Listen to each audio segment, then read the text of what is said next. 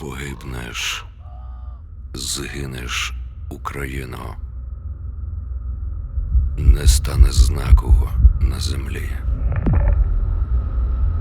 А ти пишалася колись в добрі і розкоші,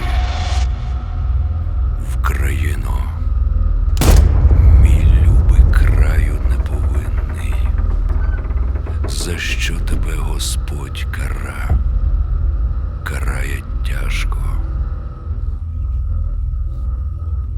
Холодний Яр.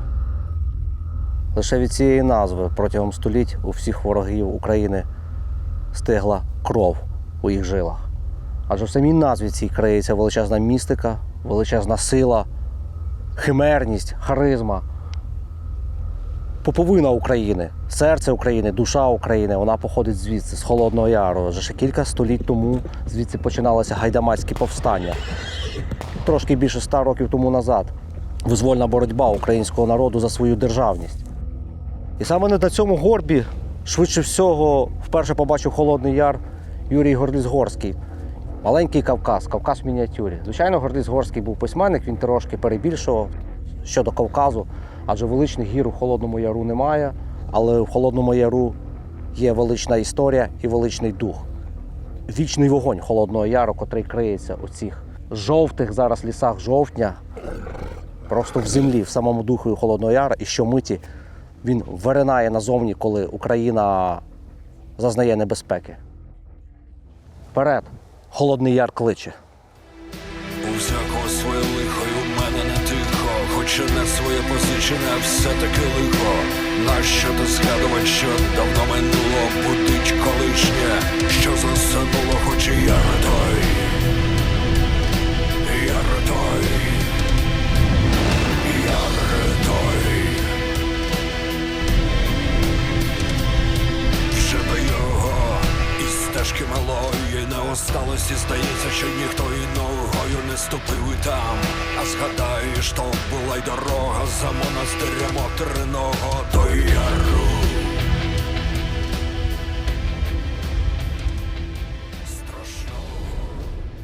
Саме відоме повстання, котре вибухнуло звідси, з Холодного Яру, це була Коліївщина 1668-1666 років. Саме звідси, з села Івківці, походив Максим Залізняк. Тут він народився, тут, власне, йому стоїть пам'ятник, але сьогодні Івківці виглядають переважно ось так.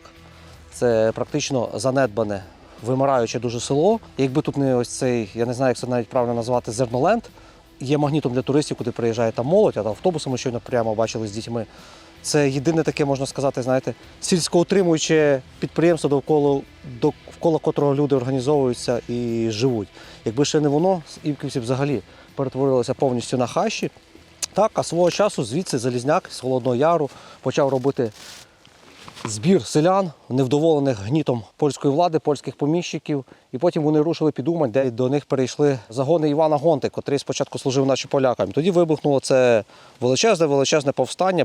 Але наш цей фільм буде присвячений не старому повстанню Гонти, Залізняка, Гайдамаччині, Коліївщині. Він буде більше присвячений початку ХХ століття, 20-м рокам ХХ століття і саме Холодноярівській республіці. Добре. А хотіли за цей пам'ятник, бо ми були тут років 6 назад, то він був такий, добре, не фарбований був той пам'ятник. А це хтось доглядає? Та хто там його доглядає? Нікому він не нужний. Залізняк нікому не треба? Ніхто нікому не нужен. А то воно так стоїть. Оце мать угоди вже 2 чи 3, ото воно так стоїть, ото осипається, падає. Ні, бо ми були в 19-му році, то він ще гірше виглядав, зараз краще ніби. Так, хто там його красило, там ніхто нічого не робив. Воно так, ото, такий він і був. Ну, може, тоді, в прошлий год, то може він же ще не всипався, це ж бачите, що він геть вже. А ви знаєте, що Залізняк тут родився, той пам'ятник, да, його начебто? Ну, це Назар, це, да, то він тут родився, але ж Петрович, це він там по історичному, він... Ми теж знаємо, але ми хочемо також з простими людьми поговорити. А, ну та я ж тут, я ж не знала. Нам цікаво, що ви знаєте за то все? Чи за Мельники? Ви щось знаєте, що у вас там в Мельниках теж таке історичне стосунок? Знаю, що там і дуб вже ж був, чи є він вже сам, ну це ж на Кресельцях. На Буді? На Петерівці. На Кресельцях? Да, там. А у вас тут щось Івківця геть біда, одні пусті хати, здебільшого такі всі Ну, та ось я тут, я, кумосю, це. Це на все село, чи що ви зараз кажете? Чи ще є хтось десь по селі? Та є, по селі в нас хати є, але ж людей мало. Зовсім тут мало лише. Мало. Оце аби не Назар Лавріненко, Оцей, то це в нас взагалі тут було б груш така була. оцей зернолен, це за цього Так, тут є рух, так. їздять дітей Оце ми возять. до його, оце ми тулимося, і машини, і автобуси йдуть, то хоч що-небудь побачиш, а то ж ми сидимо, як туди куни. Бо тут вже може дешеві. А ви ж звідси, звідкись тут родились? Я з Мельників сама. А, з Мельників, а що, як ви сюди попали? Ну, замужем так і чоловік же ж судьба. Я йому казала, коли ти мене кажу, забрав таке село, кажу, наче Карпати тут. Карпати. Ну так, тут такі гори, так, довкола. Ну, там, навіть як оце їхає, то воно ж такого, а тоді на гору, а тоді оп'ять, і це ж таке як у Карпатах у нас тут. Але ж ну як, ну тихо село, ну так, хороше. Прошу, тільки людей нема. Людей тільки нема.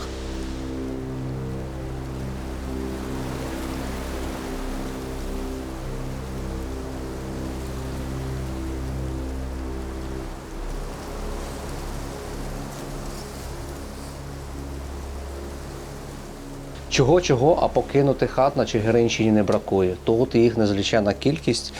Мені чомусь хочеться вірити, або принаймні я на то сподіваюся, що десь в таких хатах ми наткнемося на щось, що явно свідчитиме про події столітньої давності, про той визвольний рух, котрий тут горів вогнем по Холодному Яру. Звичайно, ми заходимо лише в відкриті хати, ми ніколи там не скриваємо, як нас хтось звинувачує. Коли хата вже явно покинута і пограбована, в тому і той мінус, що тут важко щось знайти. Тому що, бачите, металошукачі тут все розбили. Але скриню ось не забрали. І для нас це найцінніше. Навіть не важливо, що є в цій скрині. Для нас надважливо є ця скриня, ось ці вишиті рушники і ось ці образи, котрі висять на покутті хати. І зараз я відкрию цю скриню. Там може бути пустота, там може бути сміття, там можуть бути вишиті сорочки, чого ми тільки не знаходили. Але давайте одну камеру одразу так наведемо, щоб потім нас не звинувачили, що ми щось склеюємо, туди підкинемо. Але ми зараз відкриємо і там пусто. Ну, я швидше всього думаю, що пусто, тому що...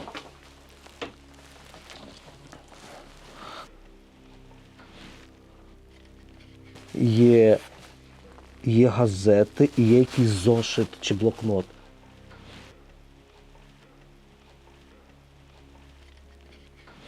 А, це Новий Завіт, ще й російською мовою. І фотографії колгоспників радянської доби. Знаєте, по чому це визначає? По золотих зубах. Настя Єхімовна купила хату у 1981 году у Бойка Греші. А тут написано Бойко Марія колись жили. Клас, на скрині літопис хати. Типа хата передавалась, напевно, зі скринею, вони купували цю хату. Це як домова книга, котра на кришці скрині. Такого я ще не бачив раніше. Клас.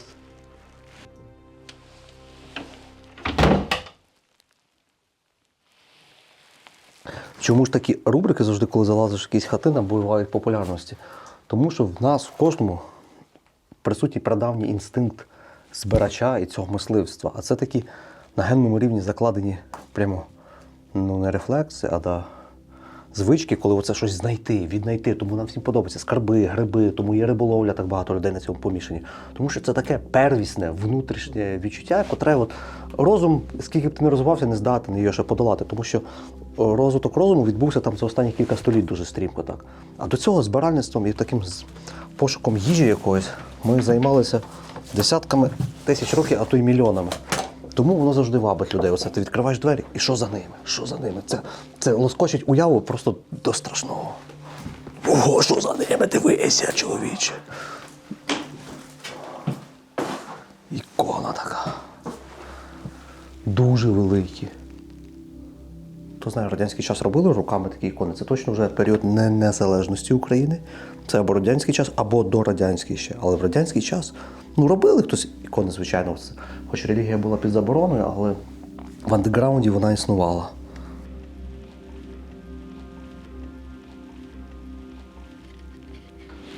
Петренко. Бачу, прізвище є.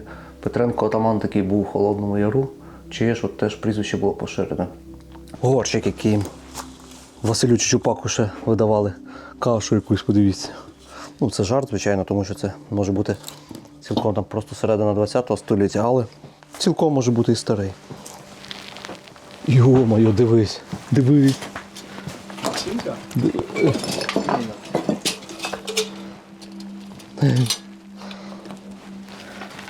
Як її тут ще хтось на металолом не здав, я не знаю. Це така радянська, знаєш, але да, машинка.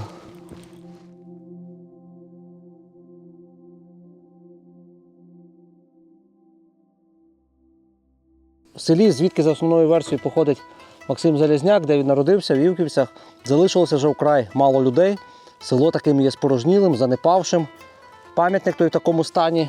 Але тут збережено млин, оригінальний млин 1906 року побудови, котрих навіть на інформаційному стенді написано, що колись було близько 20 на початку ХХ століття. Тобто в розквіт Холодноярівської республіки тут було 20 млинів, це таким було центром борошновиробництва.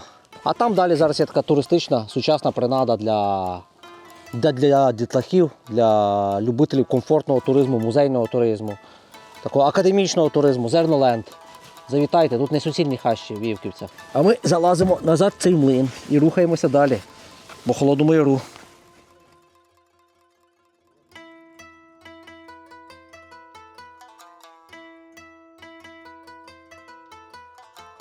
А ми проходили, чув, щось ви за Куліївщину говорите, розказуєте. Ну да, це так, загальне мнення. Це у вас тут в Холодному Яру? Щоб владу навести, то треба ще одну. Іначе порядку не буде ніколи. Це у вас тут в Холодному Яру побутове явище говорити про Куліївщину, да, таке? А Холодний Яр завжди, що не було, все з Холодного Яру починалося. На Москві і на Києві ж була як його, відділ по нагляду за Холодним Яром. А ви звідси з Головківки, так? Да? Головківка, правильно, чи Головківка? Головків. Головківка. Ах, з цими наголосами страшне, можна А запитати? як же ж? Як батько казав, каже, дивися, по-російськи родина і отечество. А у нас українське батьківщина і батьківщина. То каже, запам'ятай, синку, поки кожен з нас не буде любити свою батьківщину, батьківщини в нас не буде.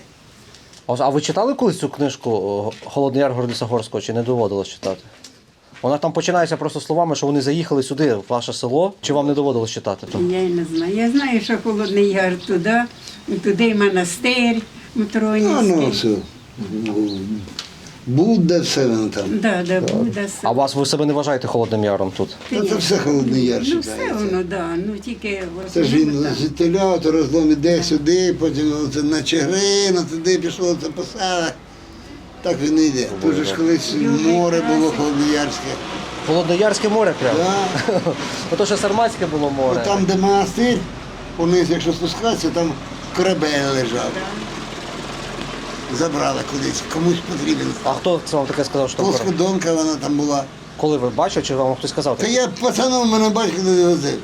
Ви бачили той човен там корабель? Да. Та ну годі. Ого, а звідки там ж води навіть нема в лісі? Так було ж, там же ж це ж Матронівський монастир, як же кажуть, що він, Да. чоловік її пообідив, а тоді думаю, чи як приготувала жінка, чи як та як підняв прапор той же ж, ну що побідив. І вона як ударила, вона його вбила з чоловіка. І Ото тоді да. вона ото зробила монастир Матронівський. Але то наче на Дніпрі було, чи на Тясмині десь, але ж... Ну воно ж було раніше, ж така затока була, да? ж А, туди. було сюди? Море, так. Ну, кажуть, що Холодноярське море. Холодноярське море. Такого я навіть не чув, перший раз від вас таке чую. А, ні, Да. це було. А хто споминає, що іменно в Холодному Яру республіка. І їх було таких, всі ж до одного полягли.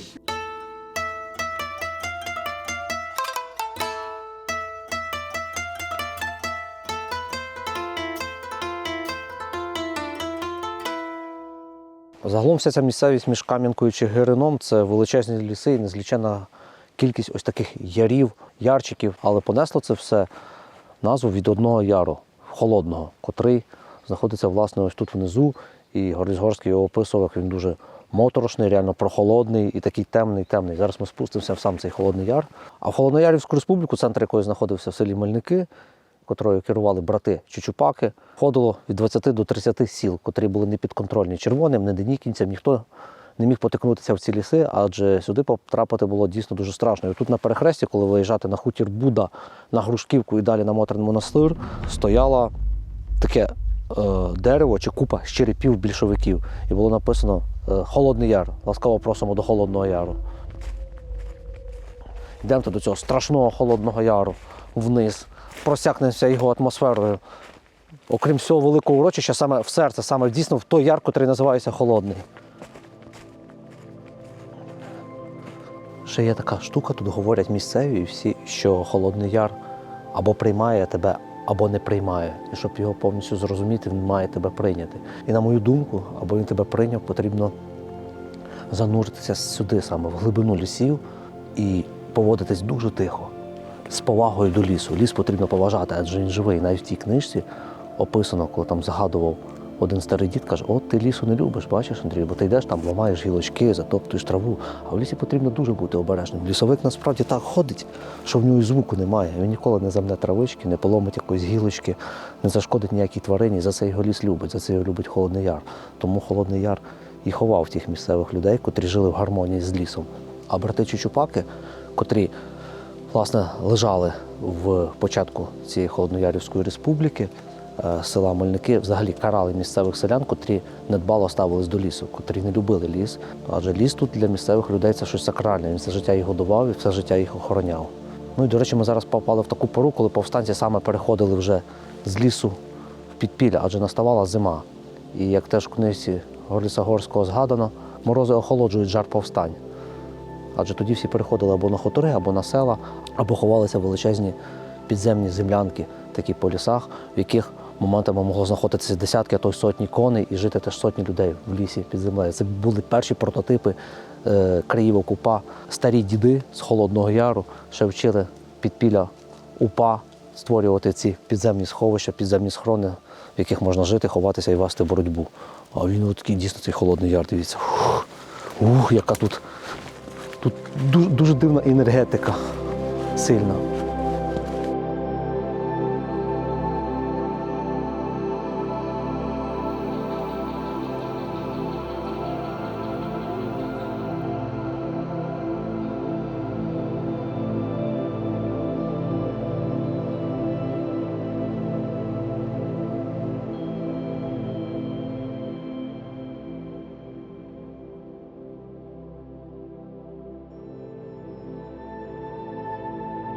Ні, ми не купляємо горіхи.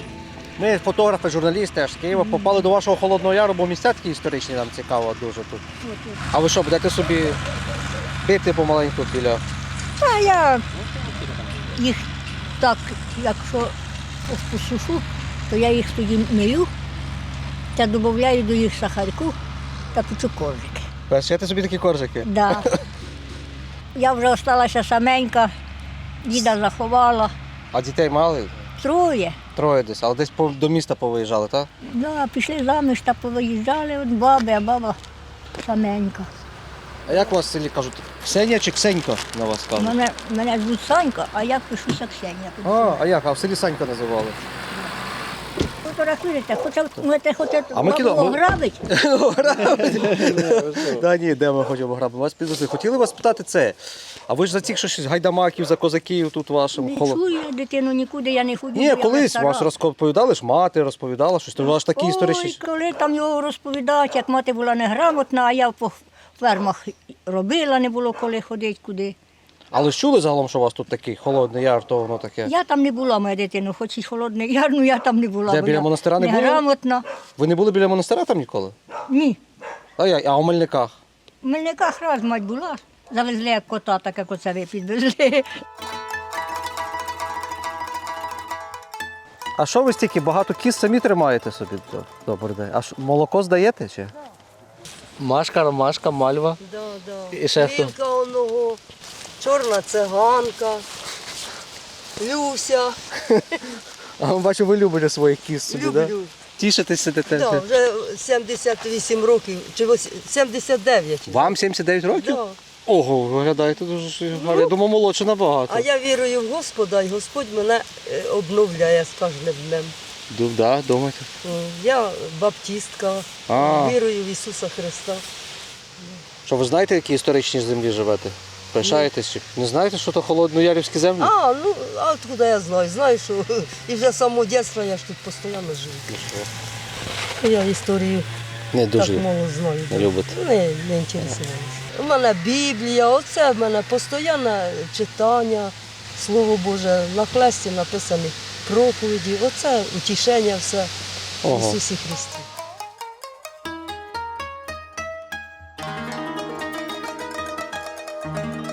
Зараз ми знайшли унікальне явище, де я навіть можу гарантувати, це хата, котра ще бачила події сторічної давності, 120 10-5-річної давності. Подивіться, наскільки вона просіла, це вхідні двері. Я спочатку подумав, що це якась клуня там, чи хлів. Ні, це житлова хата, тому що всередині є піч, на якій спали люди, кошики плетені. Подивися, яка хатинка. Це зараз взагалі може звучати. Люди жили в такому, уявляєте? В такому чомусь малесенькому. Як тут люди жили, як? Отак. А чому так низько тут? Воно просіло з часом. Жили люди, отак, бідно. Це дуже бідна селянська але хатинка. Таке все воно розвалюється. Дуже приємно бути тою людиною, яка є свідком такого, що може ще потрапити в щось таке, торкнутися до нього, побачити його. О, а тут варили їжу, дивіться. Дивіться, в чому варили їжу. Цей казан ще є засаляний такий прямо. А тут в літровому банці, а вона пробилася, тут олія була. Ось запах олії, такий масло. Пляшка ось. Горілку колись зачиняли в селах виключно ось так. Дають тобі пляшку і яких там пропок не було, нічого, тобі качаном від кукурузи. Пик. Щось там є чи нічого немає. Олія, це олія! Десятки років вона тут в цій плящині. Тобто в цій пічі, в цьому казані на цій олії щось готували колись їсти. Як я люблю ці музеї. От хащі лише по таких музеях. Ну, ми не любимо офіційні музеї.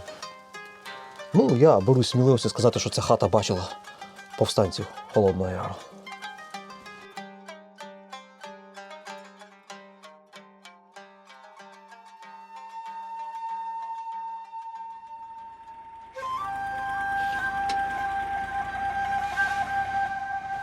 А ви ж служите чи служили? Служили? Служили, списали? Інвалід війни. Служили. Друга група інвалідності. Чого люди їдуть до вас в Холодний Яр? Що знаєте за Холодний Яр? Це, як то кажуть, місцевість, все, що природа, чистота, повітря, як то кажуть. А в історичному плані? В історичному, по історії, що вас цікавить. Я так само історії не знаю, чому названий Холодний Яр стежками Холодного Яру. Чув від старих людей, від моєї баби, а баба розказала прабабушка, все ж, як то кажуть. Чому названий Холодний Яр? Бо була жительність холодна, коли щось там, ще козачество, там все. І вона заховала від німців все, і в честь неї назвали ж цей яр Холодний Яр. Меланка холодна, то що не від німців, від татарів. Ті кажуть від німців, ті от татари, все, ще в школі, туди-сюди все. А таку книжку не доводилось Холодний Яр читати, ні? Горліса Горського? Я родився в Холодному Яру, я не читаю, не любитель книжок, але історію я знаю не по книжкам, а від бабів, прадідів. А ви ж самі розумієте, через століття історія переводиться.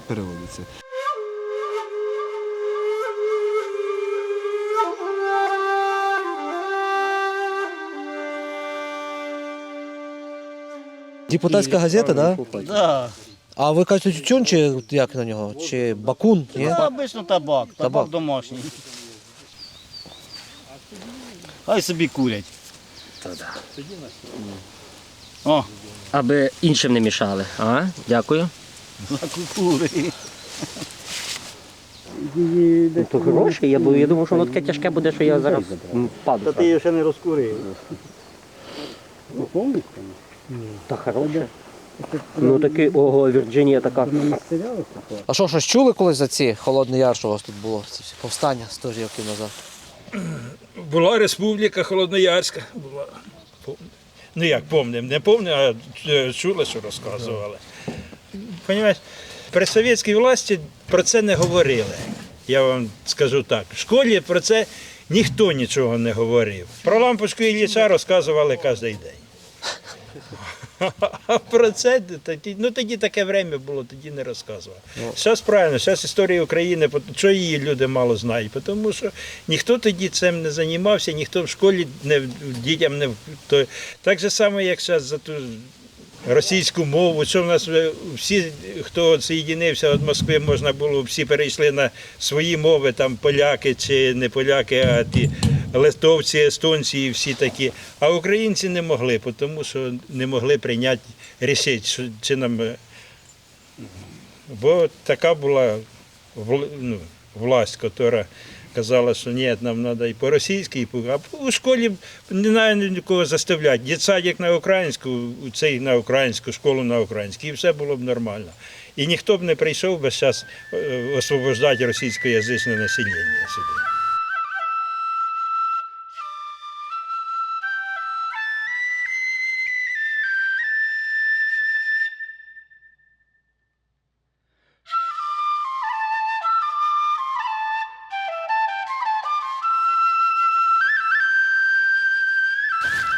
Анекдоти, анекдоти. Та хіба одну книжку вже так перелистували.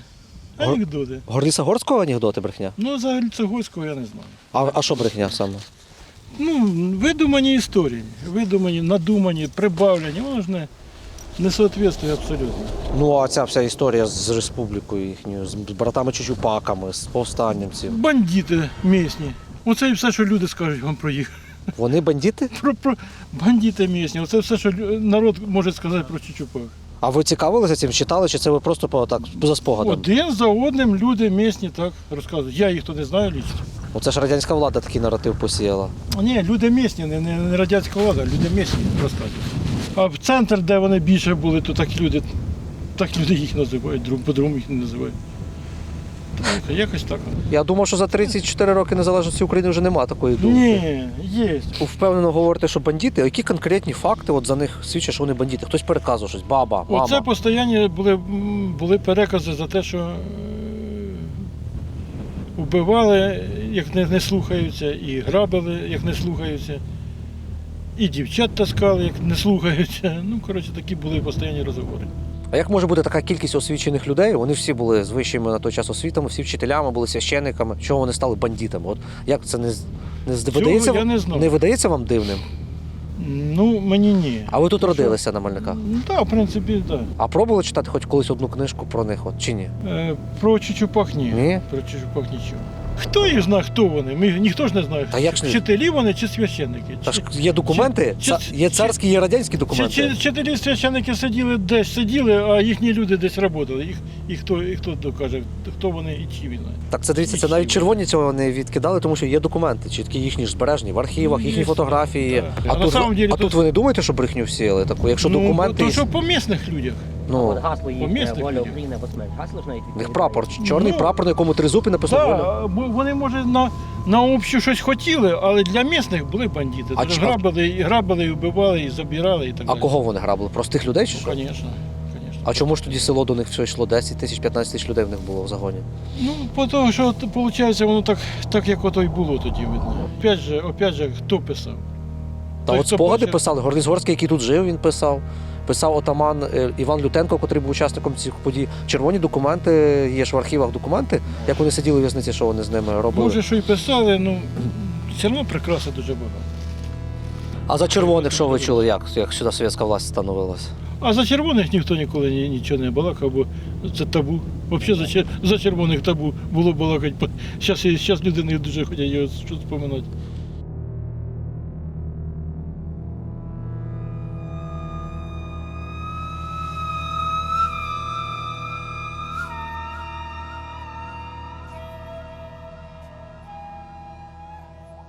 Ми нічого не продаємо і нічого не просимо у вас. Ми просто історію збираємо, питаємо. Хотіли спитати за ці всякі хати покинуть. Каже, ну їх в баню, і ховається. Нас вчора навіть в Черкасах про це попереджали, про дивну настороженість людей до сих пір в Холодному Яру. Що дуже багато людей бояться з чужим розмовляти, бояться розмовляти на камеру. Всьому є просте пояснення – багатовікові радянські репресії. Репресії, котрі тут тривали всі 20-ті, всі 30-ті, 40-ві роки. Коли було вичищено практично все про пам'ять Холодного Яру і про той бунтарський дух. Адже радянська влада просто без перебільшення, без гіперболізації, без прикрашення, яке там моментами десь примальовується в нашій історії, намагання зробити її там героїчною, доблесною, величною, Холодного Яру радянська влада боялася. Адже вона не могла приборкати його роками. Це настільки був феномен, який зараз важко дуже передати. В історії всієї України, в океані повстань, котрими горіла Україна в 20-30-ті роки, Холодний Яр 20-ті вирізнявся особливо. Тому що було це національно свідоме повстання було, і люди національно дотримували завжди національну ідею відстоювання України, і вони були ідейними борцями. Це не була якась там махновщина, це не була проста отаманщина, котра полягала в тому, що от я собі біля свого села і лише охороняю своє село, я не хочу бачити ніяку владу, і мене всі достали, я нічого не роблю. Повстанці Холодного Яру свідомо йшли на боротьбу під тризубом і під гаслами «Воля України або смерть». Совєти це розуміли, тому вони тут таким репресивним катком прокачались, таким репресивним катком, тому що справжні холодноярці або загинули в боротьбі, або потім в жорнах репресій розкуркулення, колективізації, голодомору і Другої світової всі погинули.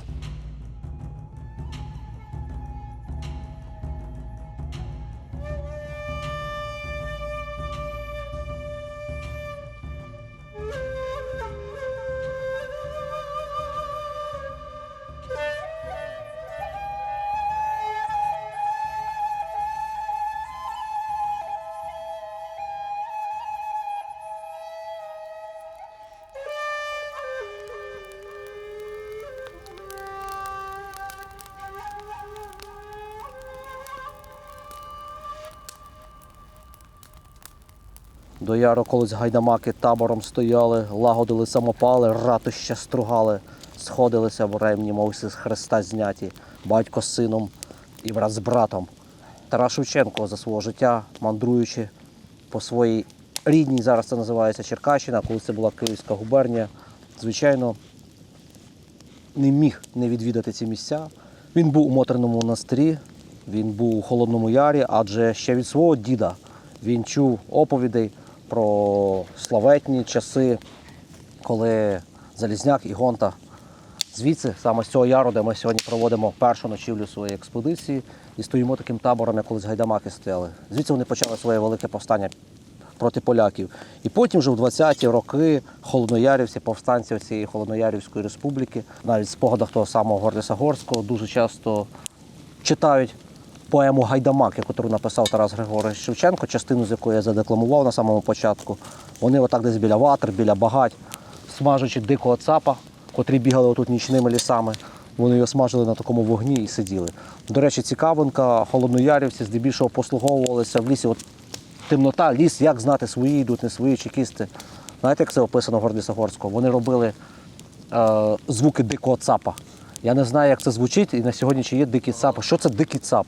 Це косуля чи що? Я не розумію. Ну, кози ж не могли бути в лісі. Дикий цап – це, напевно, самець косуля, як я розумію. І це якийсь звук там, напевно, такий. І там 2-3 відгука було, і це зрозуміло, йдуть свої чи не свої. Чекісти ніколи цього не знали. Це була система розпізнавання така в яру. Тому, звичайно, ми ночуємо тут, аби максимально просякнутися атмосферою 250-літньої давності Коліївщини і атмосферою 100-літньої давності, коли тут сиділи повстанці от в цьому лісі, аби передати вам цей дух. А завтрашній день буде тільки цікавіший. Ми досліджуватимемо Холодний Яр і намагатимемося показати ті місця, котрих ще ніхто не показував на відео, а можливо і на фотографіях історії про Холодний Яр.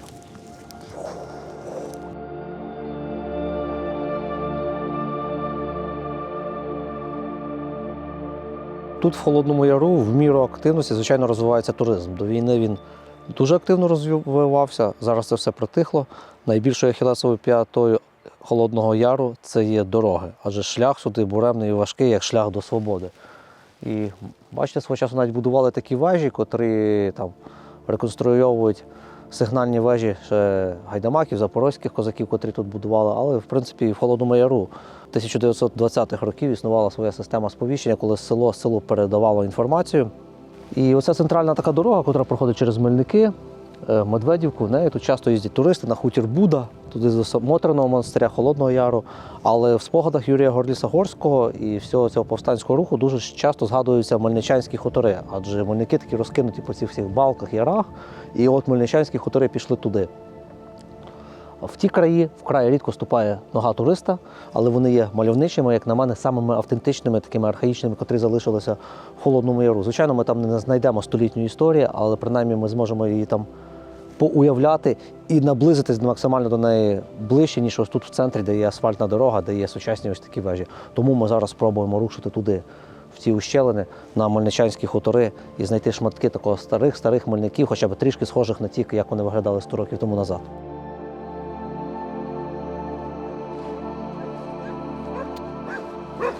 От я прийшов зараз. Йдемо до вас питати щось. Що за телефон? Султан, іди до мене. Ти не трогай. Мельничанські хутори вже ми заїхали, правильно? Да, в нас. Ми по такій книжці колись начитались. Ми ж знаємо, всі ж знають, Холодний Яр книжка у вас тут про вашу місцевість. І тут дуже спогади ці описують, як тут події у вас відбувалися на Мельничанських хуторах. І ми їздимо по цій історії, нам цікаво подивитися ці місця, як тут люди жили, живуть. Воно ж одразу до лісу. Де ж вони вже ті люди? Оце на кутку залишилося одно. Ви одні. Бабки старенькі померли, стоять пусті хати. Ми бачимо. Ніхто його не купляє, нічого. Ага. Ці хутори такі віддалені, далеко від магазину, ти воно так, да? Ну так, до центру 4 кілометри. Ну, це в цю сторону 12 осіб. Але що характерно, одна звідси ходить у школу на все село, дітки ходять. Оце за мене, от у того 6 діток ходить в школу, по всім селі стільки нема. З цього кутка 6 дітей? У нас люди тут організували дитячий будинок сімейного типу. А, це вони усиновили Так, дітей? взяли мене 5 діток і їхній хлопчик рідний. І оце дітки йдуть так. У цій пустині в нашій це гарно, дітки йдуть, ось будуть в школі йти. Ви такі лісиці, яри називаєте пустелею. Ну, проти того, що я пам'ятаю, було люди те туди, те сюди ходило, а тепер же ж, ну хто? Ну, ось ви їхали, вже я підняла голову, ну хто воно куди їде? Дуже рідко навіть машини їдуть. Чого люди до вас їдуть в Холодний Яр, думають? Що вабить? Ну, історія ж наша так приваблює. Історія це? Дуба той, ну так, багато ж історії всякої тут такої.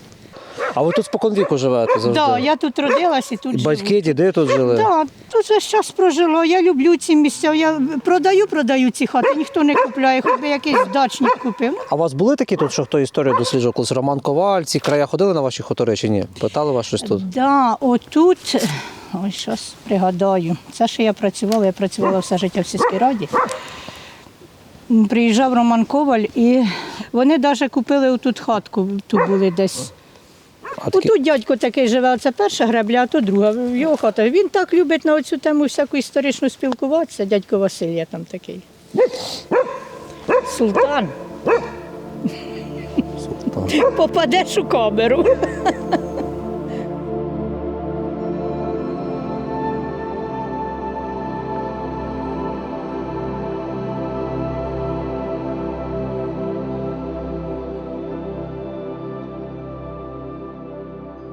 Йшли, зустріли жінку щойно, там, що корову тримає трохи перед вами.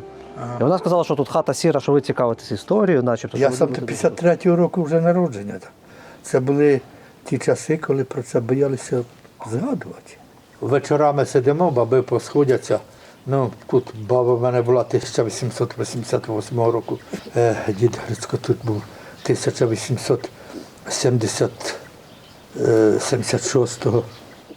Я вже з армії прийшов, коли їх бігав, гуляв, я це чув. Ну тоді воно мені до лампи, а зараз просто згадую те, що я чув. То так як Горліц пише, так воно й було.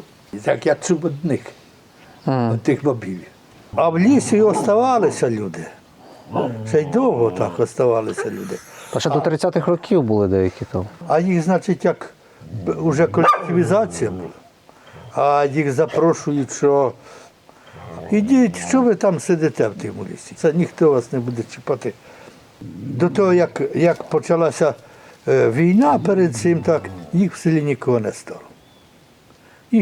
Тоді одного забрали, тоді другого забрали. Не всіх так, заразом так. Були оце Головківка там, села, потім туди на Кіровоградщину, були села багатші, знаєш. А Мельники, ну, очевидно, їх за це і гнобили, за цю республіку. Мельники все життя потерпали, так? Потерпали, дуже потерпали. А потім ось дивіться, як оце Роман Коваль, Свобода, тут перві мітинги такі були. Ну, людей було багато, тільки не наших. Наші люди сиділи по цьому, вони ще були так затуркані, що казали, бандити їдуть. На тому мітингу я був, так, на цьому. Ну, ще вам, хто у нас із Мельників був, це буквально на пальцях ще 3-4 чоловіка. Не було, вони так сиділи. Це ще 90-ті роки? Чи? Та ось сюди. Да. А що ви думаєте, окрім вас, от по селі багато людей читали цю книжку? Вже війна, а це була так. І які там хлопці це заповідали, чи були з клубом Холодний Яр пов'язані, їх ховали ото там коло монастиря, там, ну, бо знаєте де, да? От і все тільки. А там в центрі села, та поїхали бандита ховати. Це зараз же під час війни? Ось все, 2 роки. Йо-моє. Під час цієї війни. Це так лишився слід відтоді, так мізки запудрили. Да. Та я думаю, таких небагато, все одно зараз більшість розуміє, що таке вже Холодний Яр, чи ні? Чи скажете, Та ні. біда, так? Да? Ні, щоб було таке розуміння, що це якась немає. Так. Та тут совєтська власть так витравила. Добре, дуже дякуємо. Цікаво, ви нам все ж таки розказали, таке краплина до краплини. Нам ще поки не стемніло, треба поїхати. А ви куди? А ми хочемо в лісі десь палатки поставити, переночувати з У міста. нас ось хата є, хочете, оставайтеся. Чисто для духу зараз запалимо. А ви в цій хаті жили? Да. Так. А то, де ви зараз живете, тут збудували нову хату? Ні, то жінці дали. А ця хата якого року ваша? Чи 46, чи 47 по війні. Да, тут хати були попалені, все. А тут стара хата була у нас. Люди сиділи з Голоківки, з цього в 43-му році в лісі. Корсунь-Шевченківська ж була восени і зимою. Звенігородці окружили німців, то Корсунь-Шевченківська. Так, там багато людей полягло. Да, операція, так. Так, я подивлюсь, що там дрони треба підкинути.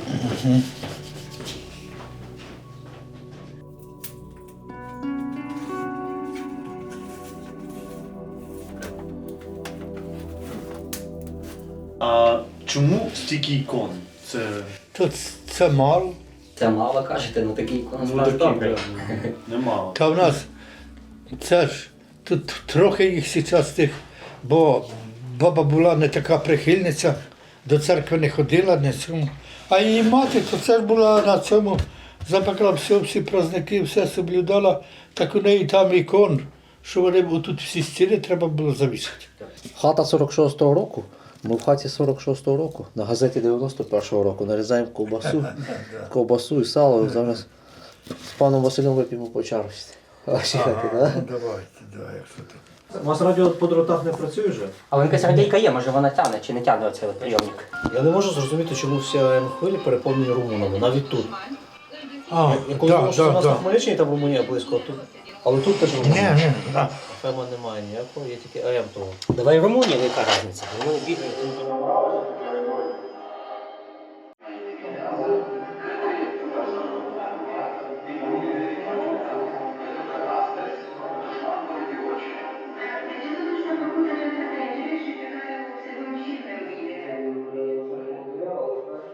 Так, пане Василь, чарочка. Дякую. Це був Київ. Ну що, будьмо, так? Да, дякую вам, давайте, що надали нам хату, що ми зараз не в лісі ночуємо, там вже дощик якраз знов пустився. Бо ми перед цим спали в лісі, дощ такий стіною не Коли вийде. будете знати куди. Вже холодно. Якщо прийдете пізно вночі, можете мене й не будити. Ну, тоді за Ваше здоров'я. За господаря. Будьте здорові.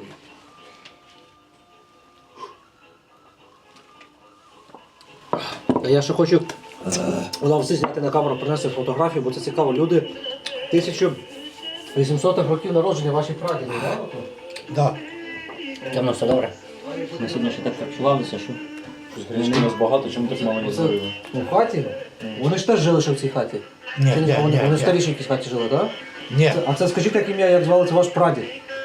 Чи Да. прадід? Прадід. Як ім'я було, пам'ятаєте? Петро. Петро, це? Варка. Їхні діти це мої діди і баба. Ага. Це маленькі зернинки якось складаються. Сьогодні немає Мельників, завтра немає Грушківки, завтра немає того, і ще чогось немає, ще чогось немає, а потім в кінці кінців його нічого немає. України немає в кінці кінців. України немає.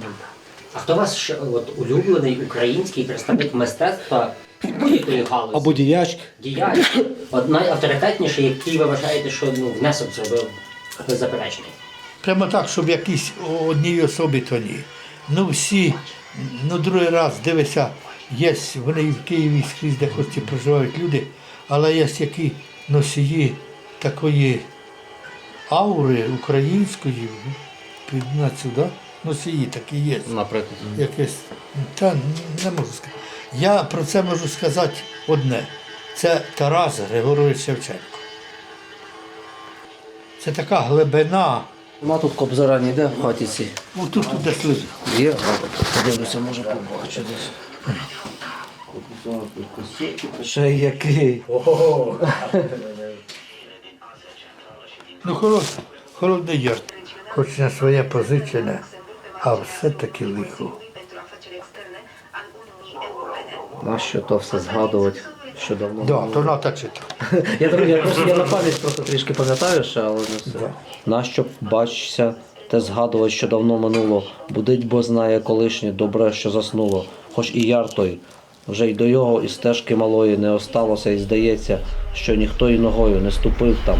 А згадаєш, то була дорога з монастиря Мотриного до яру страшного. Стережіться ж, бо лихо вам буде. Тяжке лихо, дуріть дітей і брата сліпого. Дуріте себе, чужих людей, та не дуріть Бога, бо в день радості над вами розпадеться кара. І повіє огонь новий.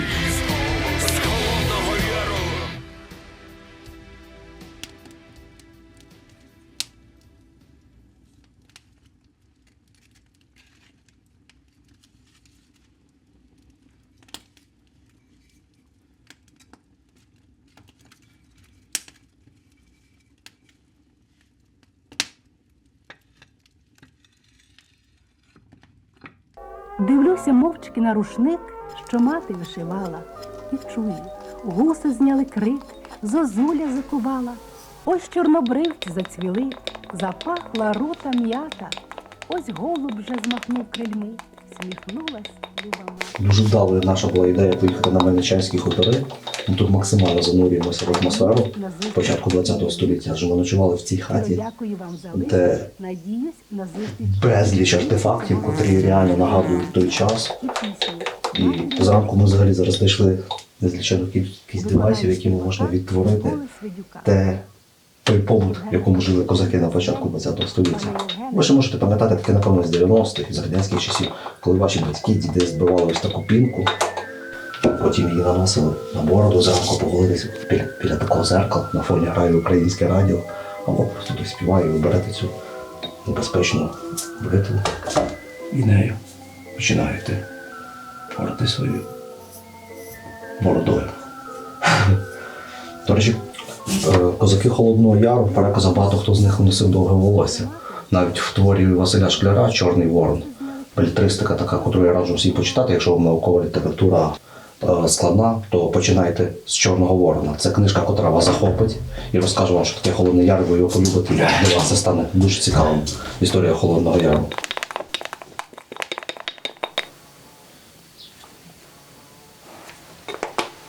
Немає цього лише мене, але потім.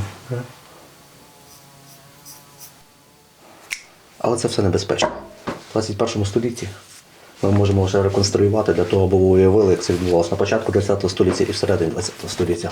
А зараз нам в подорожах допомагає універсальний тример від Philips серії 9000.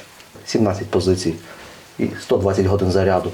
І я просто за 2-3 хвилини в лісі, в будь-яких польових умовах я можу виставити довжину і насадки, які доглядають за волоссям голови, за волоссям бороди, за волоссям всього тіла. Тобто для чоловіка бездоганна річ, яка може стати і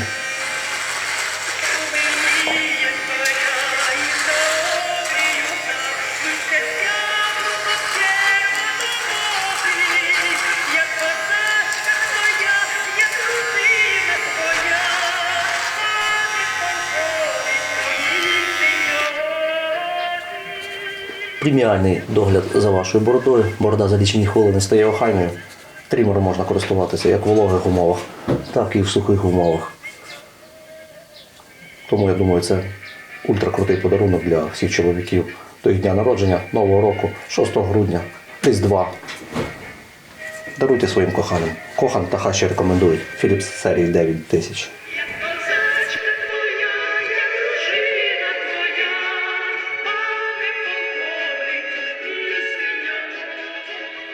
такий кудлатий, хороший кінь, подиви-ка в нього шерсть. Точно як це моя салева кофта така. В той час кінь для повстанців відігравав неабияку роль. Направду, десь відсотків 20-15 повстанського руху були осідлені вершниками, адже тримати коня, бойового коня, котрий може не полохатися в бою, пострілів і так далі, тому подібне, ну, це вкрай важко було мати. Більшість повстанців таки були пішими.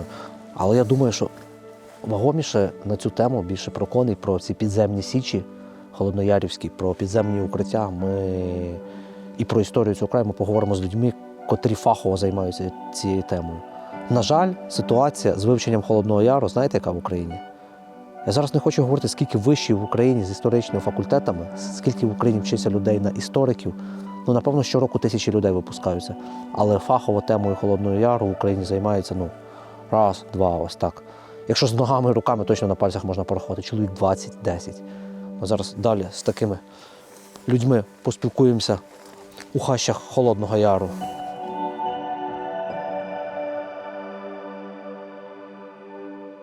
Це називається ров. Це якраз ров. Перед валом. Так, перед валом це якраз для того, щоб кіннота не могла ніяким чином тут пройти. І не тільки кіннота. Це 2000 років, тому що ви зараз бачите. Це весь цей час це все опливало, це все падало вниз. Може і більше, ніж 2000 років. Може і більше. Якщо це... Я такої версії, яка мені подобається, яка б мене повністю задовольнила з приводу того, хто це побудував і навіщо, я не чув, чесно кажу. Для мене це велика загадка, і це так досить потужна споруда, і ми точно не знаємо, хто і навіщо її побудував. А тут починається саме Холодноярський ліс. Через ці ворота мчалися Чорнота і Горліс-Горський на перший бій Горліса-Горського в Холодному Яру, тому що тут дорога якраз проходила на Либенські хутори. Там докладно все описано в романі «Холодний Яр». Саме звідси починалися місця, в яких червоним було не до жартів. А про історію це дуже гарно сказав Найден, це цей журналіст черкаський, який в 20-х роках досліджував цю всю історію, написав «Холодноярська держава».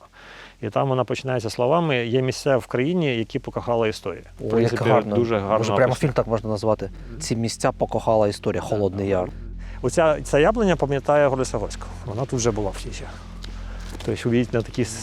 Для мене це відкриття. Я ніколи не думав, що яблуні живуть понад 100 років. Ну от бачите, подивіться, якої вона товщини. Вона каже, зараз нас русські монашки будуть ругати, але мені хочеться з'їсти яблуко, з яблуні, з якої їв Горліс-Горський.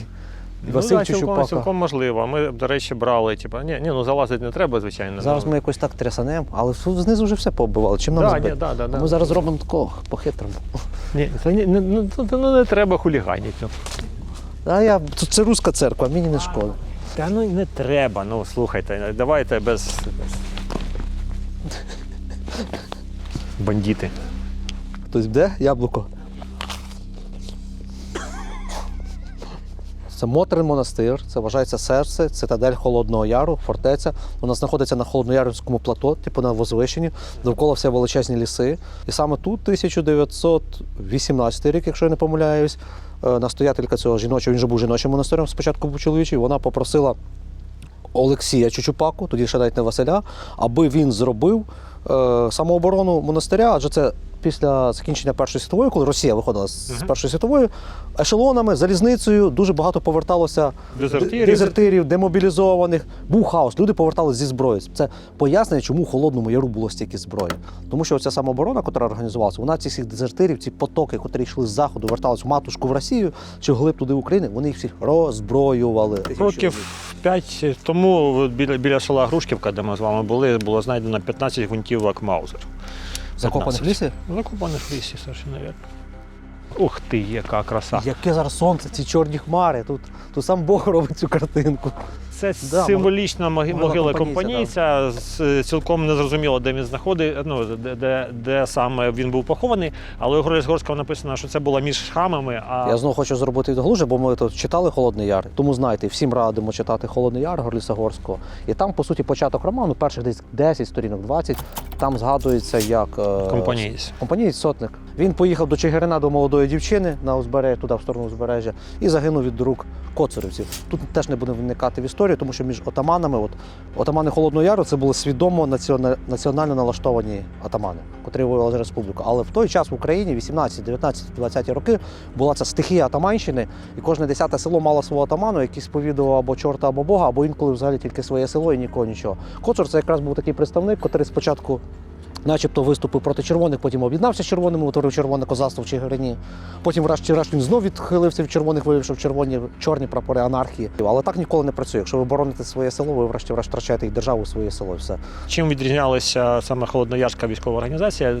Саме організацією. А тут була саме організація, де люди підтримували один одного, було центральне управління. Це було дійсно така, тоді писали, Холодноярська республіка, Холодноярська держава, яка могла протистояти саме цій навалі червоних, яких тоді ніхто не хотів, звичайно. Дуже багато людей були хворі на соціалізм у той час, але саме Москви тут ніхто не хотів. Але така знову еклектика, московський монастир. Це давня традиція. Давня традиція за Холодноярськ так само було. Московська церква тут була. І українські дівчата, які були монашки на цьому монастирі, вони підтримували, вони були розвідниками холодноярців. А от керівництво їх, ігуміння, вона дійсно там їх прокльонами сипала і чим завгодно для того, щоб звідси прибрати.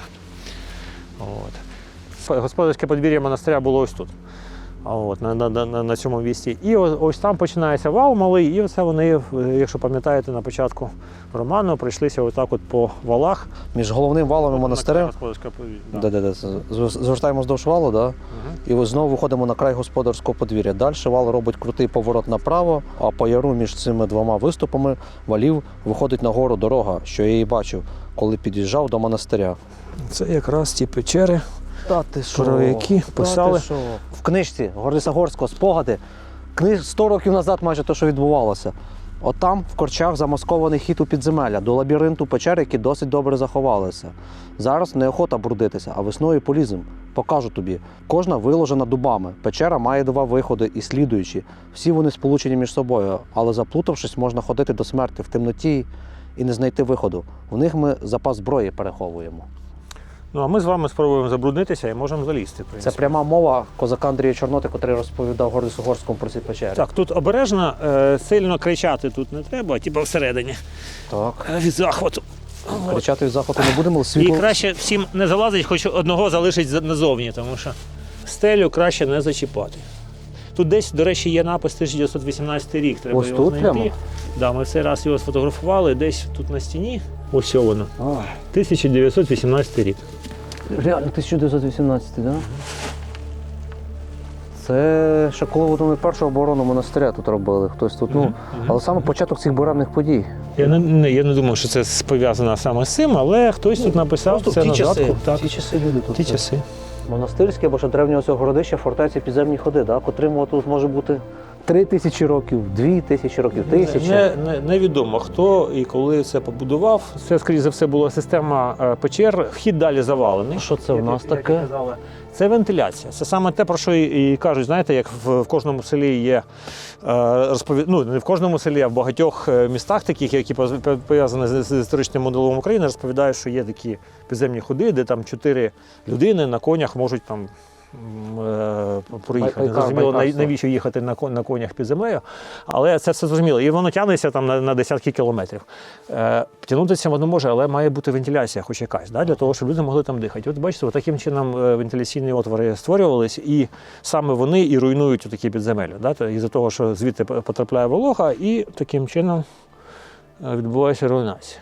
Це дрібненький елемент, а ті величезні ходи, що описував Гордис Горський, вони завалені більшовиками, підірвані, так? Не більшовиками, вони підірвані були німцями, із-за того, що вони настільки йшли настільки далеко, що це було небезпечно для німецьких загонів, які тут проходили, і там звідти постійно їх використовували партизани саме для своїх потреб. Тобто вони могли нападати, використовуючи ці підземні ходи, на них нападати, і тому в 42-му році вони їх підірвали.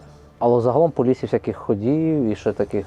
Кажуть, що дуже багато. Деякі з них описані ще на початку ХХ століття. Є і фотографії деякі, я бачив, той самий Найден, про якого ми розмовляли, він І Гнат Хоткевич, так? Да, є легенда, що Гнат Хоткевич пройшов цими холодноярськими ходами декілька кілометрів, і це дійсно підтверджується, що він був в цих краях, і це цілком можливо. До речі, пропоную, ми от фільм про Холодний Яр хочемо присвятити бригаді, окремій механізованій 93-й імені Холодного Яру. Я пропоную зараз щось дрібненьке, але цю книжку, яка пройшла з нами цю експедицію, вона буде прямо в бруді печер. Потім щось підписати, якісь артефакти, які ми знайдемо в Холодному Яру, ще щось розіграти за якісь донати, щоб зібрати якусь суму або підтримати хлопців з 93-ї бригади. Ось саме ця книжка, яка в печерах біля 1918 року і по всьому Холодному Яру ці 4-5-денні експедиції з нами тут відвідає всі сакральні і священні місця пуповини України Холодного Яру. За моєю спиною ставок, на перший погляд, яких в Україні просто десятки тисяч. Такий ставочко маленький, посеред лісу, але це одна з не найсвятіших водойм в Україні. Адже саме тут, у 1768 році, перші загони Максима Залізняка святили зброю на велику війну, на велике повстання проти загарбників, поневолювачів українського народу. І вже під час перших визвольних змагань біля Мотриного монастиря на Спаса, Горліцгорський це теж в цій книзі дуже детально описує, як святили зброю на повстання проти більшовиків. І тоді казали, що одна свячена рушниця чи одна свячена шабля коштувала 5 несвячених на ринку у Медведівці чи десь тут по ринках. А оце, скажіть, пане Михайло, це взагалі штик-ніж, так? Так, це штик, який був знайдений саме біля Мотриного монастиря. Штик від цікавої гвинтівки, від гвинтівки Арісака. Це гвинтівка японська. Це зброя вже новітніх гайдамаків 20-го століття. Холодний Яр. Гайдамаків Холодного Яру, які саме за допомогою такої зброї боронили, намагалися видобути волю для України. І саме важливе, що зараз цікаво, вже в новітній російсько-українській війні, яка триває з 2014 року, бійці 3-го полку спецпризначення і зараз бійці, саме головне, 93-ї бригади, яка з 2016 чи 2018, я тут можу помолитися, носить почесне ім'я імені Холодного Яру. Вони за традицією тут святять зброю на цю. Добровольчі формування, також дуже багато людей, які обороняють Україну, вони саме на цьому місці освячують зброю і йдуть в бій зброєю, освяченою біля Мотриного монастиря, так само, як колись. Історично так же склалося, що на цьому місці заснували меморіал воїнам-добровольцям, для яких слово Холодний Яр, для яких ця місцевість Холодний Яр, для яких історія України, сучасність і саме головне майбутнє України не були пустим місцем. Вони йшли на поклик Яру, вони йшли за вогнем Яру. І на сьогодні ми можемо бачити тут такі обеліски героям України, котрі поклали життя за свою державу. Хлопці з абсолютно різних підрозділів, котрі роздмухали знову вогонь Холодного Яру. Про більшість з них я чув, про більшість з них я бачив якісь відео чи фотографії, але найособливішим є для нас все ж таки ось цей крайній меморіал хлопця, котрий заснував тут громадську організацію «Поклик Яру», з котрим ми тоді багато спілкувалися. Він нас запрошував до Холодного Яру, ми тоді обіцяли зняти фільм йому про Холодний Яр, коли він був живий. Але, на жаль, влітку 22-го року він загинув. Це Павло Наконечний, псевдоісторик, котрий викладав в школі історію, котрий захоплювався історією Холодного Яру. Я дуже шкодую, що тоді за його життя нам не вдалося подарувати йому наш шеврон з Трипільською матір'ю Берегинею, але оскільки він був поціновувачем нашого проєкту, оскільки він був істориком, він цілком розуміє, що це за сильний символ, наскільки це сакральна штука, то ми сьогодні так вшануємо його пам'ять, залишивши шеврон.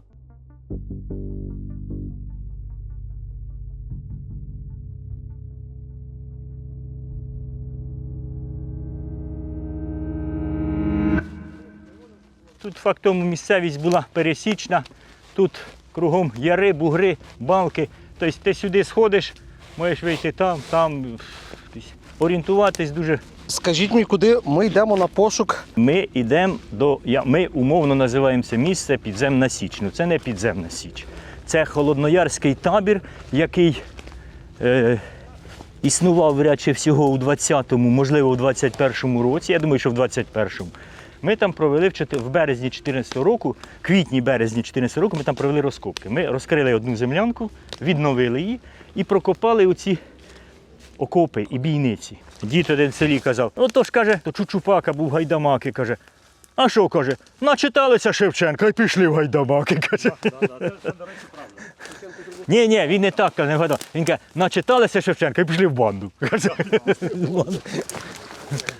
Оцей Чорний ліс і Холодноярівська ця каскада лісів, взагалі, оця зміна ландшафту, це, по суті, кордон між степом і вже цивілізацією, так?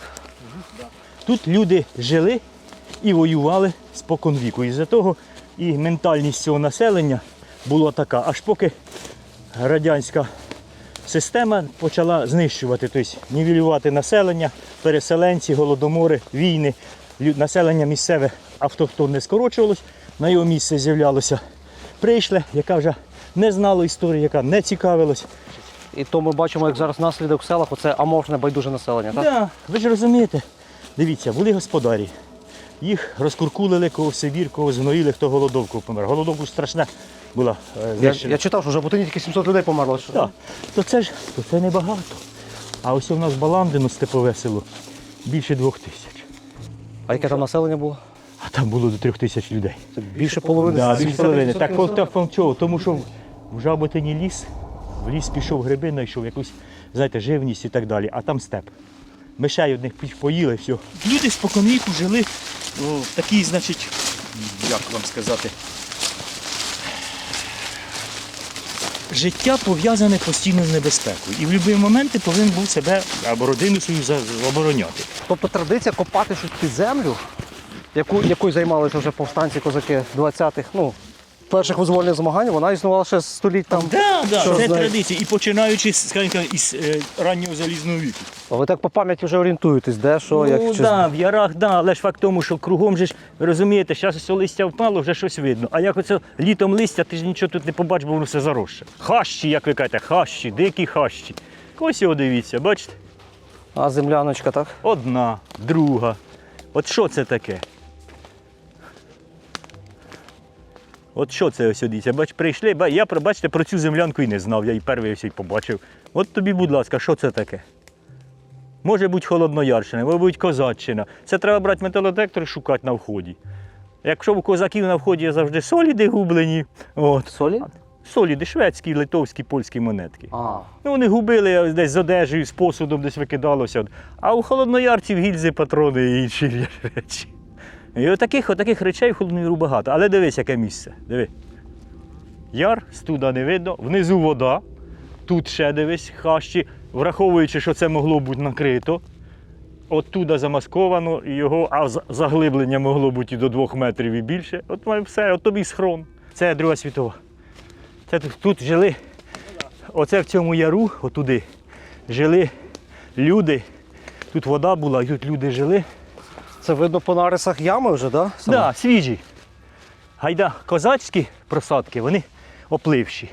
А ці, вони, бачите, ще свіжі, геть бруствери гарні. Значить, оце ми з вами знаходимося на підході до табору, який використовувався в 20-ті роки холодноярцями. Дуже укріплене місце. Це по місцю старих окопів поновили? Так, цю відновили одну землянку, хотіли більше, але не вистачило сил.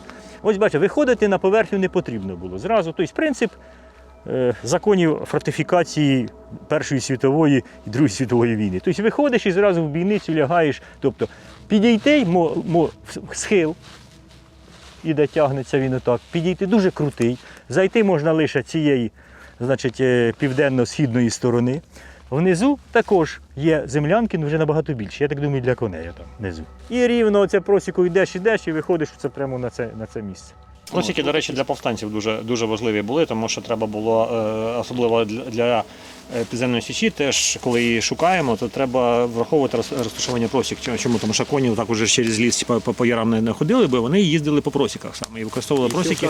До речі, в Мельниках все доросле населення, яке десь там щось, всі прийшли через цю операцію, значить їх просто фільтрували, перевіряли. Друга світова вже 43-й чи 44-й рік, коли це вже Запілля червоне було, сюди ж рейди робили боївки. Так, вони дійшли сюди. І там є розчарування. Він каже, що ми зайшли в Холодний Яр, він читав всю молодість, каже, зайшли, каже, а населення все про більшовицьке. До речі, саме цікаво, ми в лісі знаходили настріл 44-го року. А в нас бої закінчилися січень 44-го. Тобто і тут боїв не було, Друга світова, обійшли. Це вже ганялися ястрибки ганялися за упівцями. А От. як визначення, що настріл 44-го Ну, року? як там на гільзах клеймо. Зараз, якщо свіжі як гільзу знайду, я вам покажу. По гільзам можна судити взагалі оцей бій, те, що Юрій щось розповідає. Ти навіть можеш зрозуміти, де стріляли повстанці, з якого боку були повстанці, з якого боку червоний. Чому? Тому що у червоних всі гільзи однакові, тому що вони отримували боєпитання. А тут же ж зборна селянка різного віку. Я колись в лісі так само на ході від Маузера обойма, один набій тупою пулею від Маузера, один з гострою 17-го року. Всі остальні 14-й, 13-й, тобто, які хочеш рокима, і воно... Тобто людина збирала все, Тому що що було. зброї в них було тут дуже багато, але з набоями була А з проблема. набоями були проблеми. Під час Другої світової війни це саме місце, воно дуже вигідне, і з готовими вже оборонними спорудами, окопами, бійницями і землянками було використано червоними партизанами загону імені Москва. Тут могила була, були поховані розвідниця Ніна Кириченко і начальник розвідки загону Петра Дубового Микола Дорофєєв. Ну, коли ми розкопали могилу, виявили, що лежала жіночка. Ну і саме цікаво, що в кармані в неї був піджачок, залишки піджака, і в одній половині була ручка німецька чорнильна, в другій половині розчосочка пластмасова, а в другій половині був гаманець. Жіночий такий великий шкіряний гаманець, зберігся ідеально, шкіряний, тобто тільки гудзик заржавів. Раз розкриваємо, а гаманець розділений на дві половини. В одній половині 30 німецьких пфенічків, ну, цинкові монетки німецькі. А в другій половині, як ви думаєте, що в розвідниці радянської могло бути? Якісь німецькі документи, ні? А що радянської розвідки? Один чоловік сказав мені зразу. Відповідь була мною. Ну, я навіть не знаю зараз, де вона, не можу. Річ ця, до речі, зберігається у Богдана Леганюка у Медведівському музеї. Здаєтесь? Хрестик православний? Ні. Німецький презерватив. Причому з німецькою цією куркою вони вже Серйозно? Да. Оце правда війни. А чому? Виявляється, їй треба було, вона ходила в Кам'янку на розвідку. Уявіть собі, Кам'янка, залізнична станція. Треба пройти Грушківку, Кам'янку, кругом пости. Причому на постах стоять, крім німецької жандармів, українські поліцаї, добровольці російські, донські козаки, і чеченці, і інгуші, і навіть туркестанці. Німці ж теж не дурні. Навіщо в ліс йти гинути, коли можна послати таких самих туркестанців, значить, чеченів, інгушей, кого угодно. Ідіть воюйте з партизанами. І людина просто не носила для того, ця жіночка носила для того, що ви всяке може бути. Отут, на оцій площі, величезний бій був. Не просто бій, а величезний бій. Тут такий настріл був. Я так підозрюю, що оце був табір. З Матронського монастиря прийшли, видно, червоні. Вони вийшли з табору, бо сюди не підійдеш, ви бачите, чого не підійдеш. І вони, видно, тут зайняли позицію, і бій був серйозний. Це тут що, по гільзах знайдених, та поснаходили? Так, настріл дуже. Патрони гублені. Одна, другий викид, земля Це студа. від монастирські чи це вже Ні. козацькі? Це невідомо що. Але рукотворні печери, так? Воно замасковане, дивіться, який схил. Сюди конем не вийдеш, а вилізти. Оце обвалилося вже, воно могло бути отут. Причому воно могло отак бути, це ж може бути обвал. А тут могли просто бути отакі двері, замасковані листям, кущами. Вони відкривалися, ти пройшов, ти його не замітиш. То це землянка, це підземний хід якийсь. А що там, хто його знає? Тут... Да, от вам може бути і підземна сіть. Я скажу, чому вона провалилась. Чого? Це була вентиляція. Або вентиляція була. Вентиляція, щоб це все достатньо якраз для того, щоб тут була печерка, в якій можна було... Ну, диви, просадочка, бачиш де? Ага. Для мене це більше схоже на підземний хід. Ну, чому? Тому що в нього як? Викопали яму, так, і наклали берези. Тут не було такої товщини, точно не робили. Ти мені скажи, навіщо тут будувати підземний хід куди? Ліс сплошний, нема нічого. Навіщо копати? Це якби коло монастиря, я згоден. Але в мене якраз свідоцтво, що саме тут атаман Пономаренко, один з останніх атаманів, який взагалі вижив і пережив навіть Другу світову війну, він помічникам розповідав, що саме в цьому урочищі, де ми знаходимося, і була підземна січ. Міша, от я тобі хочу сказати, от у мене таке, чуєш? От у мене таке підозра, що це воно є. Туди би пробувати спустити, подивитися, що воно далі не розшириться, бо вхід може бути вузьке, думаєте, далі? Дивіться, а якщо у вас є світло, у нас є світло. Туди... Що, ми з допомогою місцевих в Холодному Яру, в самій глибині в лісах, знаходимо те, чого поки що ніхто не знає, наука не може пояснити, але є що припущення, що це схованки, так, землянки, або частина, можливо, підземної Січі? Це щось дуже цікаве, це однозначно рукотворний об'єкт, однозначно рукотворний. Просто землянки досить добре описані Горлісом Горським, як саме вони виглядали, але те, що це знаходиться якраз в цьому місці, ну давайте заглянемо. Ну окей, це такий спосіб, я не знаю, як його назвати, шнурком від селева ботинка, відв'язаних. Спустимо, щоб туди не лізти, бо після дощів всю ніч злива стояла. Ми зараз Щоб не пошкодити сам об'єкт, засипати. Ну і подивимося, чи варто туди взагалі дивитися, що воно. Це така розвідка. Зараз подивимося відео. Так, що ми? Нічого ми не бачимо, опираємося в стіну. Блін. Ага, Воно десь під нахилом туди. Дуже цікаво. Що ми бачимо? Да. Дуже схоже саме на підземелля. Відчуття, що є розширення, відчуття, так? Бачите, розширення йде, оце прокопано, воно зберіглося із-за того, що туди постійно тварина залізає, туди назад. І ну, я вам скажу, що це один з найбільш цікавих об'єктів, які я тут бачу.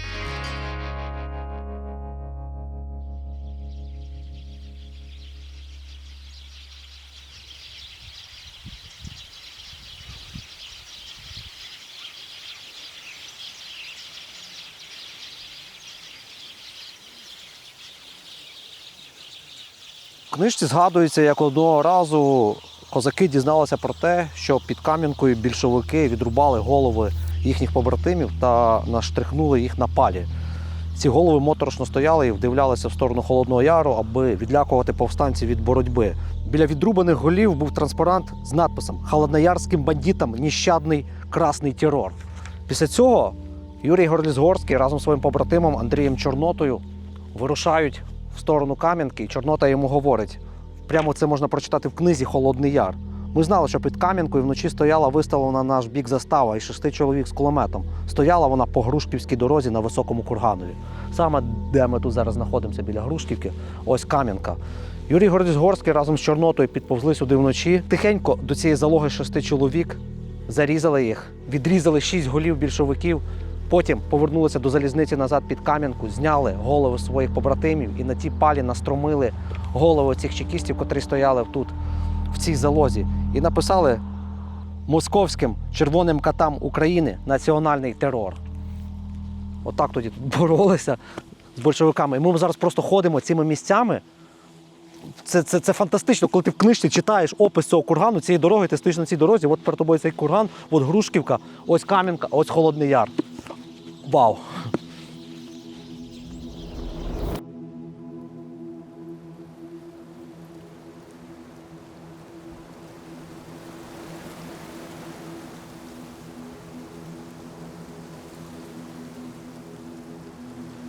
Ми зараз на хуторі Кресельці. Це складова села Мельники. Мельники взагалі дуже таке велике село. Вірніше, дуже на великій площі розкидане з різними хуторами, відселеннями. І оце колись називалось Лісничівка. Десь тут була хата лісника. І на початку березня 1920 року головний отаман Холодного Яру Василь Чучупак своїми побратимами з командуванням Холодного Яру зібрались десь в цій хаті на нараді. І в один момент звідти, з лісу, зі сторони Жаботина, виїхала червона кіннота, яка їх оточила. І Василь Чучупак на своїй кобилі почав вириватися і майже втік до лісу, але в той момент його підвела реально його кобила, котра повелася на крик жеребця когось з чекістів і повернулася назад, почала його нести в сторону чекістів. І Василь, аби не потрапити до полону, до червоних, пустив собі з скроню кулю і вигукнув: «Хай готує нових борців Холодний Яр». А в тій кровці вояк лежить, а в тій кровці вояк лежить, над ним сивий коник стоїть, над ним сивий коник стоїть. А ми їхали попри дорогу, побачили, хата така стара, ти спинилися. Що? Побачили стару хату, спинилися подивитися, сфотографувати хату. Дивіться, А це ваша хата? батьківщина. Його репресували. Ну, куркулі тоді ж були. Ага, ну так. А бабу в тюрму посадили мою. Та понесла в Черкаси, а Черкас принесе якусь хлібинку. Та вони заслали на Сибір. Чучупаки колись де жили, то ви знаєте, де та хата була? Отам де бонк. Ось там Чучупака, Там, де банк? батьки його, Василя Чучупаки Так, так. жили. Ось на місточку ви будете. Вони за вільну Україну. Вони були, так? Ну, за вільну Україну. Ви знаєте то, так? А як же, ми ж за вільну Україну. А туди далеко до тої, де та їхня хата була йти? Чи? Ось на місточку я зараз покажу. Спасибо, що зайшли. О, ось, бачите, місточок буде ось. Стовп оце несе, 1, 2, А не третій хочете з нами стовп. піти показати? Бачите? Не підете з нами показати? Та ви що ж. А там був банк, Сбербанк. Построїли наші, як колгоспи. Добрий А день. ви не знаєте ще далі Чучупака, Василеві ще жили. Батьки ж тут ото жили. Де банк? Там. Це ще батьки наші знають, а ми що ми? А ми ж діти з 53-х років. Ну так, так. Що ми знаємо? Нам не Вже розказували, бо помирали. тоді боялися таке розказувати, а тоді ж бандити вони були. А вулицю Холодноярська коли назвали? Чи вона завжди так називалась? Ні. А як я при Союзі, там то що називалося? Так. Ні номерів не було у нас. Нічого, ми просто так жили по-простому, та й все. Один По одного фамілії, там ну, яр Чучупаківський, а там такий ярок. Читаємо історика. Читаєте таке. щось трохи? А я вже книжку читали про Холодний Яр. Гориса Горського чи яку? Да. Моя бабушка, вона була кума матері Василя Чучупаки. Але ж оце вони такі брати були, що войовничі. От вони не терпіли цього, що є. Люди є робили, а вони не терпіли. 60 років назад я тоді порозпитувала бабу і тому подібних, то я б його дужче цю історію знала. А, я Тоді думав, ви питали, ви тоді не питали. воно тоді як цікаво мені, коли це ого, ця бабушка 100 років назад жила, якась я там буду. От в молодості, в дитинстві воно не таке було. Воно мені не так було цікаво. Ну, небезпечно було батькам розказувати. А батьки, в нас жила ось баба, вона прожила 102 роки, ми її ховали, то вона теж це все їх знала. Вона каже, що вони були, вони повтікають, вони, як сказати, постріляють, повтікають у ліси, а ці ж приходять і нас тут тормошать. І ми мовчимо через те, що не можна розказувати нічого про цю вільність, про це, що ми хочемо Україну, щоб вільна, щоб було легше жити, що це всі ті бандота. Таке воно було. Вони жили, ось уж хата отут того. Оце отут. Вона хата перебудована, звичайно, сюди вже не пролізеш. Оце це місце, яке. Це місце отут. Зараз лише в таку пору, практично в листопаді місяці, можна наблизитись до того місця, де було колись обіця подвір'я родини Чучупаків. Сподіваюся, що нам вдасться тут додати фотографію, де є вже спалена і зруйнована ця хата, і біля неї стоять чекісти. Совєти тут зробили символічно колгосп, проти якого так боролись Чучупаки. А тоді, привівши тіло, вони всю родину загнали до хати, замкнули і підпалили, намагаючись знищити всю родину. На щастя, що односельчани відкрили засув, і вони не згоріли живцем у тому будинку. Цікаво, що в їхній історії, що вони всі абсолютно були освіченими. І загалом вся історія повстанського руху в Україні, вся історія Холодноярщини полягає в тому, що всі її керівники, всі її лідери, духовні, фактичні, військові наставники цієї боротьби були вкрай освіченими людьми на той час. На повстання йшла виключно інтелігенція, адже інтелігенція не схиляла голову і не покорялася тій владі совєтів, бездарній, невіглаській владі, котра все перетворювала в великий колгосп. Завжди вашу передачу дивлюся. О, нічого собі. Да. Навіть ви дивитесь. Да. А покажіть нам, де могила Василя Чучупаки точно. Ви трошечки пройшли, отакого і ви вийдете прямо на неї. Ото десь туди, отакого, десь отамого, і йдіть прямо на гору зараз.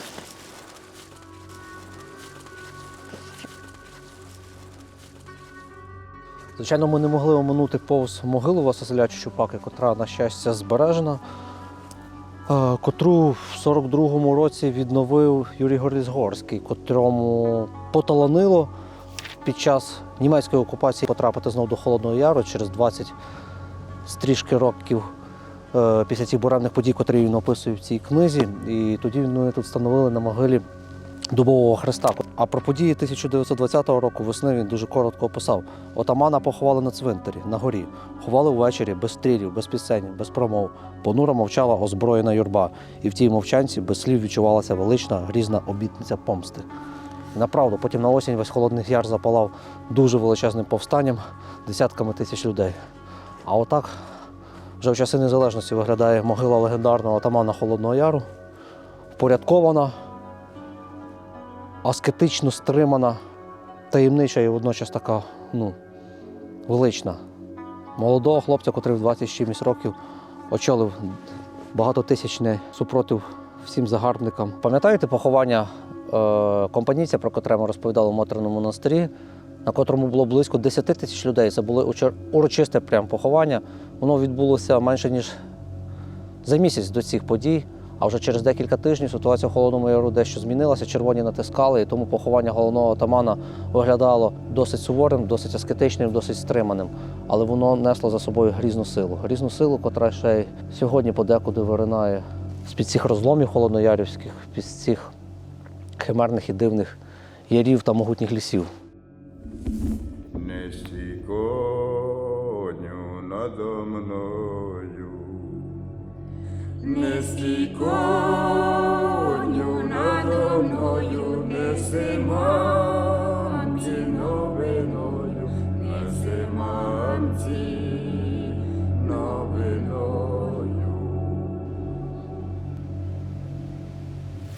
На 1920 рік на осінь припадає пік активності повстання в Холодному Яру. На вересень-жовтий місяць того року повстанці з довколишніх сіл збирають близько 15 тисяч чоловік зі зброєю, котрі готові боротися проти більшовиків.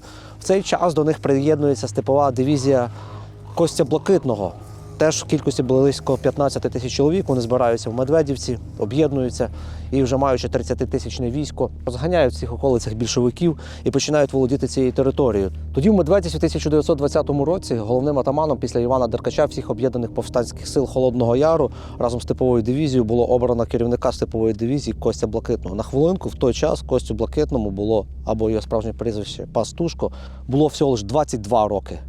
Задумайтесь лише на хвильку. Людині 22 роки, він керує 30-тисячним військом і йому всі це довіряють. Вся осінь 20-го року просто палала повстаннями, Україна горіла в повстаннях, але в книзі Горліса Горського згадується, що з холодами повстанський дух холоне. Тоді керівництво повстанських загонів зрозуміло, що всю свою лють, всю свою ненависть більшовики зганяють на українському селянстві. Вони нічого не можуть протидіяти мобільним загонам повстанців, котрі переховуються по лісах, котрі здійснивши той чи інший бій, ту чи іншу акцію, дуже швидко переміщаються, знаючи досконало місцевість, в противагу московським дивізіям, московським бригадам, московським підрозділам, котрі сюди з Росії приїжджали, вони не орієнтувалися на місцевості, вони тут поводилися як сліпі кошенята. Холодноярівці їх рубали дійсно як дітей, і інколи читаючи книжку Горліса Горського, ти взагалі задумуєшся, це правда чи неправда, що після одного бою у холодноярівців могло бути там 3, 5, 10 загиблих, а більшовики могли втрачати 100, 200 загиблих. Інколи думав, що це художня замальовка і таке перебільшення, але насправді воно в той час тут так і було. Це феноменально.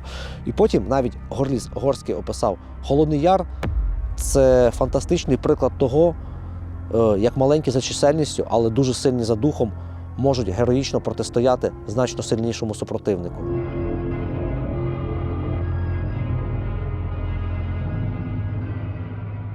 Спомини, книга-роман Юрія Горліса Горського закінчується, по суті, взимку 21-го року.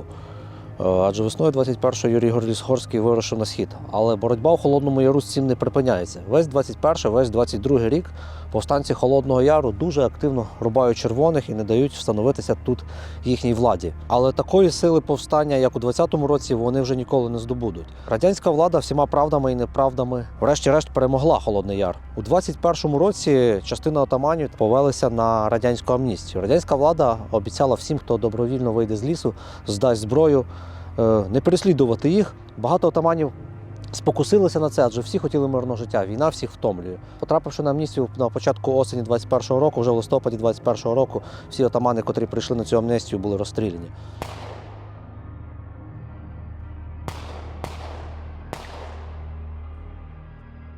Те, чому село ще відвернулося від повстанців, тут є дуже вагома причина, про яку не слід забувати. Це так званий інститут ответчиків. Радянська влада в всіх українських селах, котрі були охоплені повстаннями, заснувала такий інститут. Що це означає? Що кожна 10-та, кожна там 5-та, 20-та людина в селі способом жеребкування ставала ответчиком. Тобто, якщо в це село заїжджали бандити, вони боролись проти радянської влади, або вони тут просто вони тут з'являлися, Совєти цих відповідчиків розстрілювали. У 22-му році в Україну приходить НЕП, нова економічна політика, коли селянам знову дозволяють мати приватну власність і працювати самому на себе. Це стало однією з основних причин, чому селянство відвернулося від повстанського руху. Адже до цього для повстанців головними союзниками були, звичайно, в першу чергу це українське село і це ліс. Якщо ліс неможливо було знищити, то підтримку українського селянства через багаторічну втому війни, через пропаганду, адже всі засоби масової інформації належали радянській владі, і через нову економічну політику можна було зробити. І селянство почало дещо відвертатися від ідеї української незалежності. Але це знову була оманчива політика, котра вже в кінці 20-х, на початку 30-х років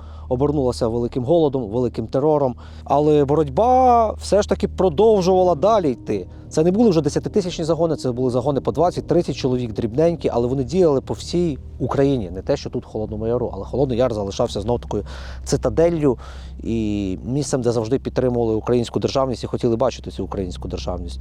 І тут радянська влада провела спеціальну особливу операцію, котра так російськими літерами була записана на папці «Операція Щиріє».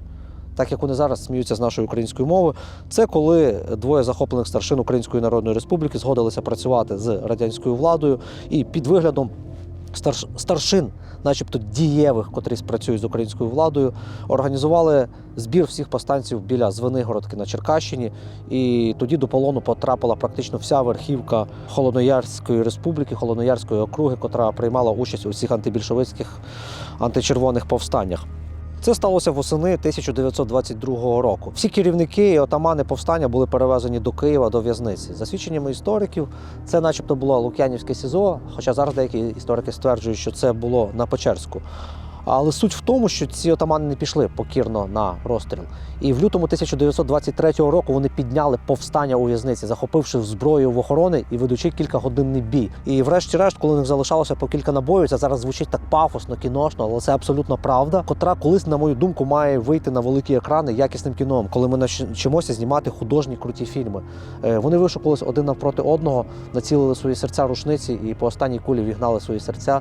І останні отамани Холодного Яру, найвідоміші, загинули там, в Києві. І здавалося, все, на цьому кінець. Але насправді ні. Поодинокі вже по 3, 5, 6 людей загони на Чигиринщині, на Черкащині, в околицях Холодного Яру продовжували боротьбу ще до початку 1930-х років. Чого лише варта історія братів Блажевських. Їхні останні бої у цій місцевості відбулися ще в 1930-1931 роках. Юрій Горліс-Горський у 42-му році, коли тут перебували німці, знову завітав до Холодного Яру, він зробив багато фотографій в цій місцевості, він зустрівся з батьками Василя Чучупаки і інших братів. Чучупаки мали 5 синів в своїй родині, 4 з яких поклали життя за волю і свободу України.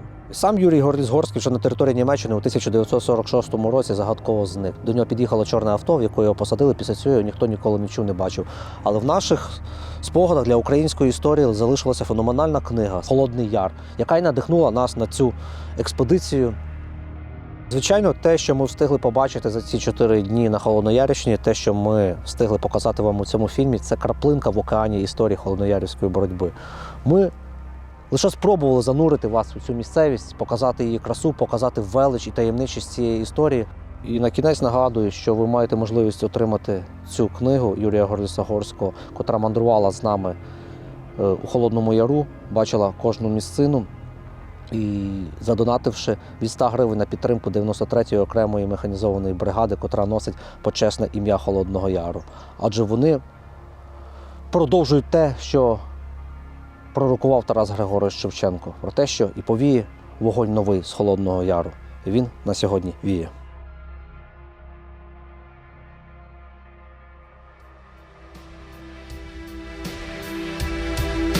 У всякого своє лихо, і у мене не тихо, хоч не своє позичене, а все-таки лихо. Нащо то згадувати, що давно минуло, будить колишнє, що засинуло, хоч і яр той, яр той, яр той. Вже до його і стежки малої не осталось, і здається, що ніхто і ногою не ступив і там. А згадаєш, то була й дорога за монастирем Отерного до Яру.